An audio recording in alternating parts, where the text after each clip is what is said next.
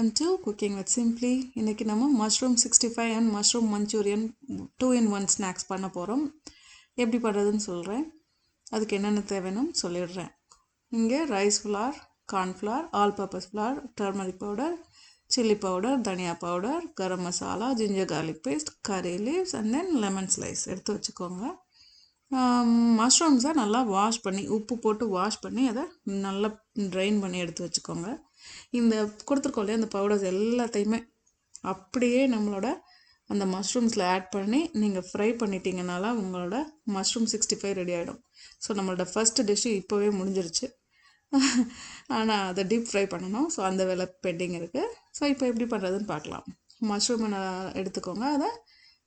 அது கூடவே நம்ம அரிசி மாவு ஆட் பண்ணுறோம். அரிசி மாவு வந்து கொஞ்சம் கிறிஸ்பினஸ் கொடுக்கும். அது கூடவே நம்ம ஆல் பர்பஸ் ஃப்ளார் மைதா மாவு ஆட் பண்ணுறோம். அது வந்து ஒரு binding agent. And then cornflour மாவு ஆட் பண்ணுறோம். ஸோ சில சமயம் மைதா மாவு வந்து தனியாகவும் கார்ன்ஃப்ளார் தனியாக அந்த மாதிரிலாம் ஆட் பண்ணும்போது அதுவும் பைண்டிங் ஏஜென்ட் தான் ரெண்டுமே. இப்போ டர்மரிக் பவுடர் ஆட் பண்ணுறோம். பட் அந்த பவுடர் வந்து கொஞ்சம் இறுகிடும். அதனால நம்ம மஷ்ரூமுக்கு நல்ல கரெக்டான கன்சிஸ்டன்சியில் நம்ம ஃப்ரை பண்ணுறதுக்கு யூஸ் ஆகும். இப்போ சில்லி பவுடர் ஆட் பண்ணுறோம். அதுக்கப்புறம் கொஞ்சம் கரம் மசாலா ஆட் பண்ணுறேன். அது கூடவே நம்ம கொரியாண்டர் பவுடரும் ஆட் பண்ணுறோம். இல்லை நீங்கள் சில்லி பவுடர் கொரியாண்டருக்கு பதிலாக உங்களோட குழம்பு மசாலா தூள் வச்சுருந்தீங்கன்னா சாம்பார் பவுடர் கூட ஆட் பண்ணிக்கோங்க. இப்போ நம்ம ஜிஞ்சர் கார்லிக் பேஸ்ட் ஆட் பண்ணியாச்சு. கொஞ்சமாக கருவேப்பிலை போட்டாச்சு. அதுக்கப்புறம் உப்பு, நமக்கு தேவையான அளவு உப்பும் ஆட் பண்ணிக்கோங்க.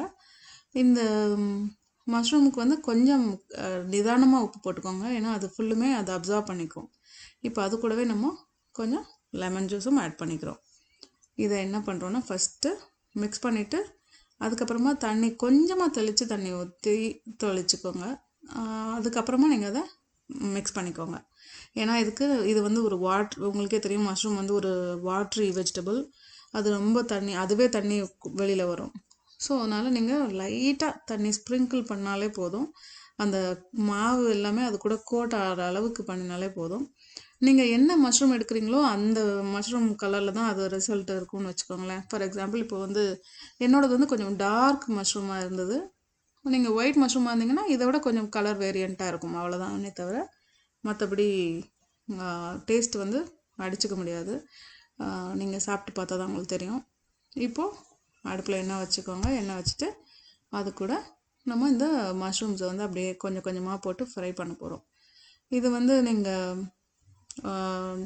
நிறையா வந்து இந்த பஜ்ஜி மாதிரிலாம் இப்போ இது பண்ணலாம் அவசியம் இல்லை. பக்கோடா மாதிரி ஃப்ரை பண்ணி எடுத்தாலே போதும். ஸோ அதை கொஞ்சம் கொஞ்சமாக போடுங்க. அதுவும் இல்லாமல் இது வந்து தண்ணியில் போட்டதுக்கப்புறம் அதோட வாட்டர் கன்சிஸ்டன்சியோடு தான் இருக்கும். ஸோ அதனால் குக் ஆகிறதுக்கு கொஞ்சம் டைம் எடுக்கும். அதனால் என்ன பண்ணுங்கள், நீங்கள் ஒவ்வொரு பேட்சாக கொஞ்சம் கொஞ்சமாக போடுங்க. ஏன்னா நம்ம மொத்தமாக போட்டுட்டோம் அப்படின்னா அது குக் ஆகிறதுக்கு ரொம்ப டைம் எடுக்கும். கொஞ்சம் அப்புறம் சவுக்குன்னு இருக்கும், சாகியாக இருக்கும், கிறிஸ்பாக ஆகாது. ஸோ அதனால் ஃபஸ்ட்டே என்ன பண்ணுங்கள், கொஞ்சமாக போட்டு ஃப்ரை பண்ணுங்கள். அந்த பபுள்ஸ் வந்து ஃபுல்லும் அடங்குற வரைக்கும் கொஞ்சம் வெயிட் பண்ணுங்கள். அப்போ தான் வந்து நம்ம கிறிஸ்பி மஷ்ரூம் 65 கிடைக்கும். இதுதான் வந்து ஃபஸ்ட்டு ப்ராசஸ் ஓவர் நமக்கு மஷ்ரூம் 65. இப்படியே நீங்கள் ஆக்சுவலி என்ன ஆச்சு தெரியுமா, நாங்கள் ஃப்ரை பண்ணி வச்சு முடித்த கொஞ்ச நேரத்துலேயே பாதி மஷ்ரூம் 65 காணும். ஸோ இருக்கிற அடுத்த மிச்சத்தை வச்சு தான் நான் வந்து மஞ்சூரியன் பண்ணேன் இதே டிஷ்ஷில். ஸோ இப்போ என்ன பண்ணுறோன்னா, இப்போ நம்ம வந்து இதை ஃப்ரை பண்ணிவிட்டு அப்படியே நீங்கள் சர்வ் பண்ணிடலாம். இதிலே கொஞ்சம் கருவேப்பிலையும் நீங்கள் ஃப்ரை பண்ணி சர்வ் பண்ணிட்டீங்கன்னா, ஒரு கெச்சப் வச்சு கொடுத்தீங்கன்னா அதுவே போதுமான ஒரு ஸ்நாக்கு.